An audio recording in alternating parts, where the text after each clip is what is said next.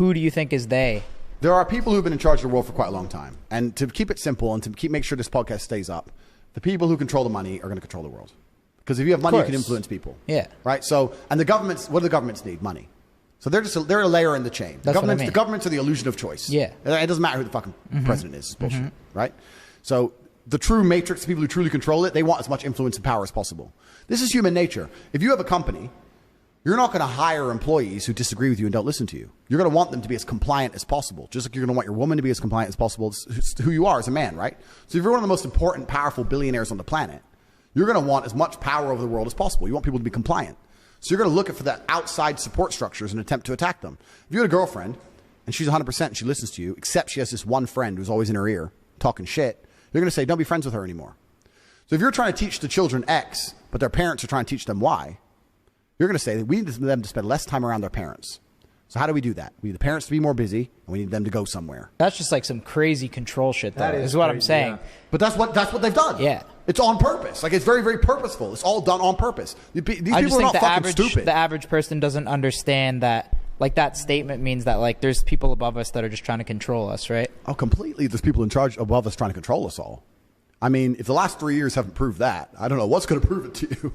Like, there's definitely people who want to control us because all of us, every man on earth, has an innate instinct for power and control. We're all human. We're not pure creatures.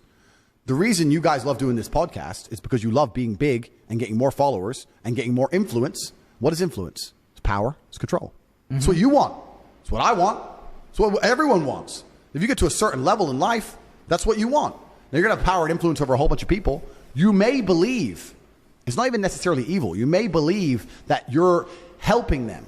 They don't understand the world. They're the little peasants. They're the ants. I'm the big billionaire. I'm going to teach them things they don't know they need to learn yet. Their mother is outdated. She's in their ear. We're going to separate them so I can help the kids. They may think they're doing it for a good reason.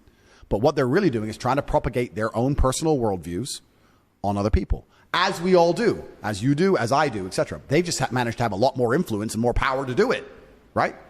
So you talk about governments. The fuck is a government? Governments are bought and sold. That's all bullshit, right?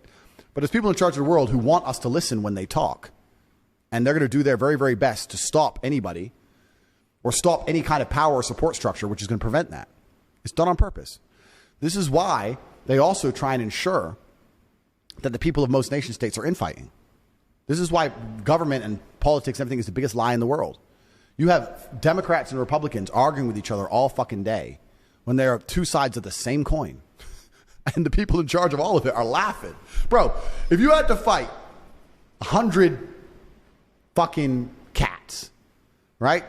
You'd probably get through it, but it'd be a bit messy. The first thing you want to do is turn... 100? Fuck. Yeah, well... 100 what? I take 100 cats easy. Yeah. Snap their necks like fucking Rambo. Point is...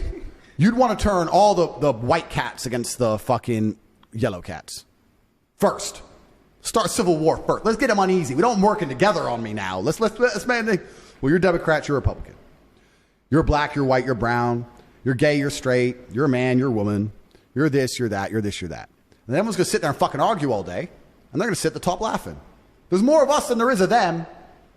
But they don't think that. They're very, very smart. It's divisive on purpose. How do they get that smart?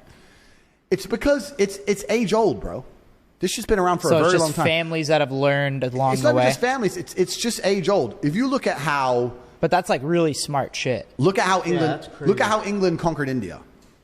England conquered India with less than 100,000 troops. There was millions of Indians. And the supply line is 9 months long.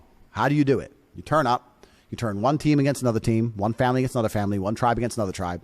Arm one side. They start winning. Oh, shit, we need to take some power back. Arm the other side. Do. It's basic foreign policy. And it's internal policy. It's basic. It's how it's always been. And then before you know it, who runs India? The British. That's how you do it, right? It's how America does most of foreign policy today.